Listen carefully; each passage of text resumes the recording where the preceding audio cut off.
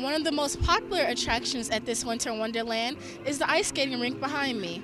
For Kids' Sake raises money through a variety of fundraisers and by selling handmade accessories from Bangladesh. According to nurse Gail Ross, high blood pressure is known as the silent killer, and you should have it checked at least once a year. The Center for Empowerment and Justice had its grand opening on Saturday, where nearly 50 people visited to learn more about the center and how they can get involved. Thanks to a new resource on campus, the Saluki Food Pantry, students now have an opportunity to reduce their grocery bill. SIU student Reggie Brown visited SIU for the first time in 31 years. It's really different in a lot of ways, but I'm so grateful that I have had the opportunity and the strength to come back and tell my story.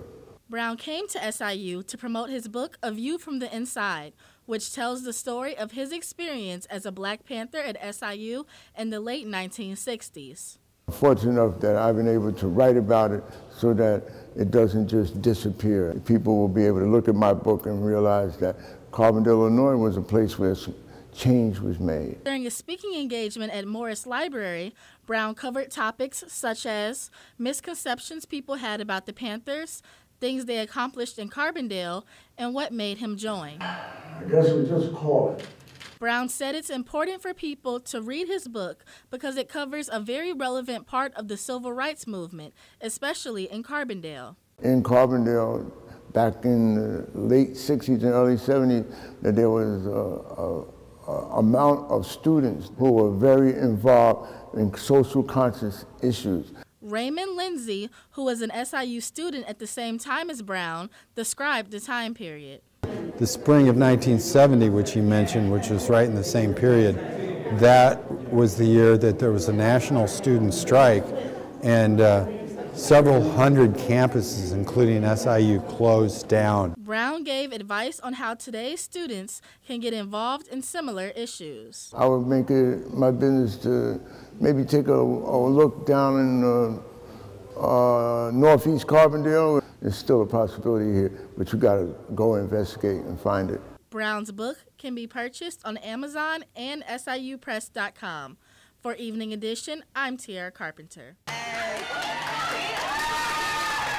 It was a joyful day as local teens received prom dresses and accessories at no cost. This was thanks to Southern Illinois Project Prom, a new initiative based in Carbondale started by SIU student Noesha Washington. Having something like this in Carbondale is important because it's small and not a lot of people have access to a lot of things, and parents struggle just like they do in the city, just like they do everywhere. People struggle and need help. Kathleen Ensor, a parent who came to the event with her daughter, explains some of those struggles. It's not as easy for some girls to go shopping. Some kids don't have a car, or it's not, we don't have a lot of the bus transportation that makes going shopping in St. Louis easy. Her daughter, Natalie Williams, says she actually wasn't expecting to find a dress that day. Because of my body type, it's not very easy for me, and I found the dress I've been wanting for forever, so I'm so happy. Washington and her team spent 5 months collecting prom wear to give away to these high school seniors who say they appreciate their effort. Having something like this really makes me feel like there are people out there who care about high school students, and sometimes as a high school student, it can feel like there's not very many people on your side. For River Region Evening Edition, I'm Tierra Carpenter. Did you know that heart disease is the leading cause of death for men and women?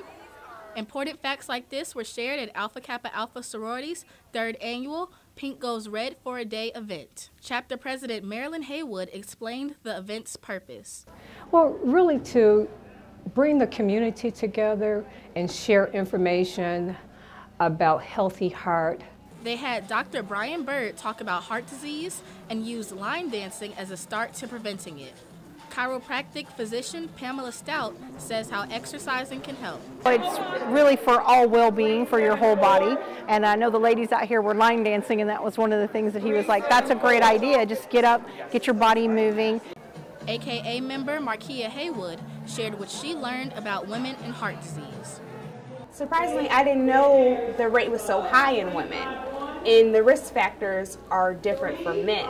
So the symptoms that a woman might have might be tingling in the left arm, or just a shortness of breath, or feeling weak or faint. She also said what she took away from her blood pressure screening. I learned the different ranges of blood pressure and where it should be. So anything over 130, so if you had like a 130/90, then you would be at risk for hypertension, and you might want to lose a little bit of weight or drink more water and get more active. According to nurse Gail Ross, high blood pressure is known as the silent killer, and you should have it checked at least once a year. For River Region Evening Edition, I'm Tierra Carpenter. Live from Southern Illinois University, this is River Region Evening Edition. Over $331,000. That's how much SIU has raised so far from its second annual Day of Giving. Good evening, I'm Tierra Carpenter. White House Communications Director Hope Hicks is resigning within the next few days. She's been working with Trump since the start of his campaign. The announcement comes one day after Hicks testified behind closed doors to the House Intelligence Committee, where she admitted to telling white lies for the president. But Hicks says she never lied about anything substantial. Missouri Governor Eric Greitens faces a May trial date on invasion of privacy charges. Greitens is alleged to have taken a compromising photo of a woman he was having an affair with in March 2015. Prosecutors wanted a November trial date. They say the investigation had been rushed to beat a 3-year statute of limitations. In Missouri, 2 men are facing charges in the shooting death of a teenager. 24-year-old James Gray is charged with first-degree murder of a 19-year-old Tyler Conway of Cape Girardeau. Meanwhile, 19-year-old Alexander Martin is charged with tampering evidence. Police say that they found the gun and ammunition used in the shooting at Martin's apartment. The FBI is investigating an incident that took place this morning at an NSA campus at Fort Meade in Maryland. The NSA released a statement stating that an unauthorized vehicle tried to enter the agency's secure campus shortly after 7 a.m. Weapons were fired during the incident, but no apparent injuries were caused by gunfire.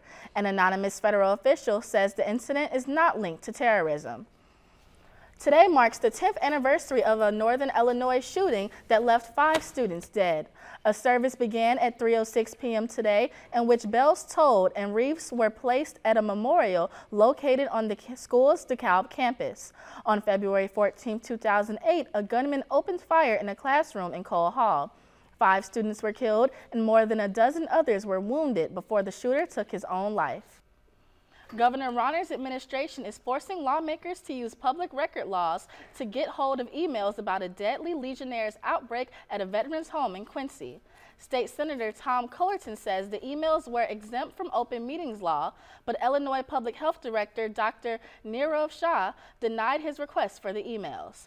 13 people died over the past 3 years, and many more became ill. At the same time, SIU hosts the campus's first ever passport fair.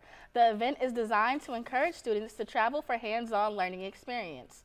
The program's associate director says it's important to get this experience. And I'm Tierra Carpenter. For Madeline Parker, Curtis Weidman, and all the students who work on Evening Edition, good night.